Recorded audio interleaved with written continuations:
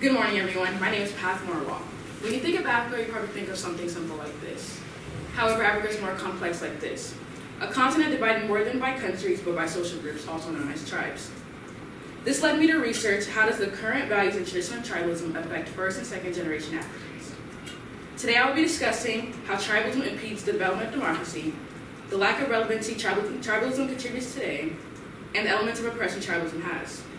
First, I'd like to acknowledge the root that produced it all: colonization. This word holds power that divided a country beyond means of resources. It produced the idea and support of tribalism. According to Oxford dictionaries, colonization is the action or process of settling and establishing control over the indigenous people of an area. It is a history written by Europeans and carried on by Africans. Power. That word has become the barrier between culture and tribalism. According to an article by Leonard Duke titled Tribalism to Nationalism in Africa, tribalism is a social science in which people are associated with particular institutions and societies. The shift in culture necessity has changed, and the need for it has done the same. Tribalism has a negative impact on society. First, I would like to address how tribalism in African culture impedes the development of democracy. According to Callas Juma, professor at Harvard University, many African countries have reverted to tribal identities as the foundation for political competition. The issue here is that tribalism has gone beyond culture. Tribal leaders focus on the upgrading of their own associations, neglecting the ethical political good of all people. According to an article by Leonard Duke titled Tribalism to Nationalism in Africa, Africans believe that their customs and groups are distinctive and undoubtedly superior. Culture has become a sense of oligarchical powers. If a distinguished small number of people hold all the power, then no positive change will be made.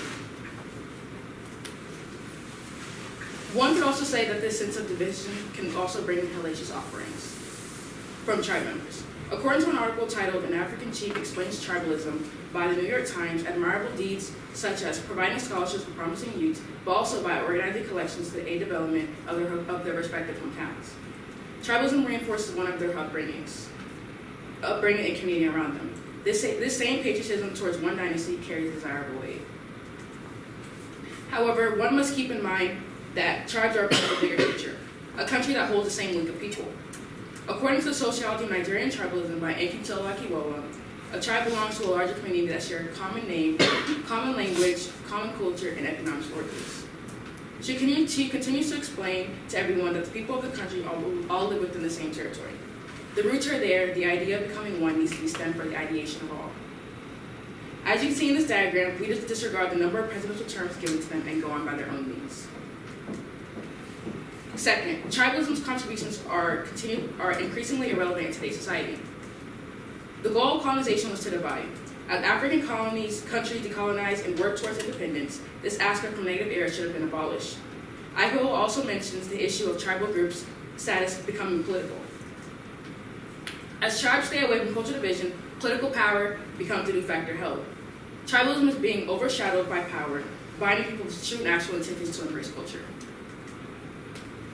It is also important to recognize that tribalism is still culturally rooted. The New York Times suggests that every ethnic group not only has its own cultural features, but have something of value to contribute to their own societies and ways of life. Not all people of a tribe see it as a move for power, but an embrace of their set cultures. Social media has boosted information to an extreme. Edward Kessler explained that social media and the movement ideas that democratization of information also makes it easier for misinformation and negative content to proliferate online. Equally important, the idea is not to eradicate culture, but to embrace from a different approach. According to an article titled Cyberspace is No Place for Tribalism by Craig Lowe, the spatial dimension of tribalism encompasses the understanding of land as fundamental to tribal identity. Lowe encourages seeing homeless from a personal standpoint, to grasp history, memories, and achievements derived from there. Finally, the elements of oppression tribalism has. African women specifically are belittled yet expected so much from, not only taking on the roles as mothers, but mastering their roles as the educator, caregiver, and servant. Men are prioritized and the woman is to oblige. Women deserve more than to be second from not only their mans, but their tribes. Today, dowry and arranged marriages are still occurring within these same African groups. This sense of ownership and objectifying of a human being is stemmed from these old tribality views. An article by Africa LSE states that as a woman, once you are married, you become part of your spouse's family, you adopt his name and facets of his own culture. In this case, there is a barrier between Western world countries versus African. People of the Western world view it as the woman becoming an object, as Africans view it as embrace unification. These people cannot be blamed for their way of thinking due to the fact that this is the culture and mindset they have been grown and raised to watch happen around them. That does not change the fact that they need to be incorporated in the process. Too often, women of these tribes are arranged to marry men with no input on if she would like to or not. Marriage has become a business. According to an article titled Africa's Forced Marriages by BBC News, the girl is left with no contribution to the idea, but it is to the parents of both the man's and the women's to make the decision. Those attributes of tribalism creates a negative connotation for the once culture-based word and concept. The idea of abolishing tribalism could induce the positive change needed. However, there is no way or angle to abolish an early 15th century tradition. Right now, elections are held. However, it is not working. There is a big limitation on if candidates genuinely want to produce good, the representation of all people in elections, and the dictatorship factors, or leaders straying away from set rules and producing their own as they go on with their terms in office. A much needed sense of equality and a democratic approach is essential for progress. Inclusion is the key to success. According to an article by Daniel L. Shapiro of the Harvard negotiation team, a threat to a single person in a tribe is a threat to the whole group, exacerbating identity-based differences and escalating conflict. The way a problem is approached makes the most difference. A limitation here is that almost everyone is uneducated in this topic, but still have a voice for a change they know nothing of. Instead of offering an election process that continually fails, a sense of respect and understanding between all tribes needs to be addressed at a unified tribe meeting. All members of the tribes are stakeholders. Any challenges, morals, and fundamentals need to be discussed openly.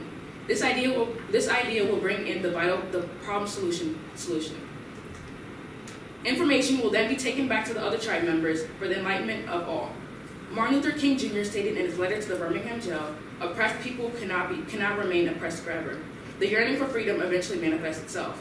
This will eliminate the burden of oppression and introduce the praise of awareness. As Jesse Jackson once stated, when everyone is included, everyone wins.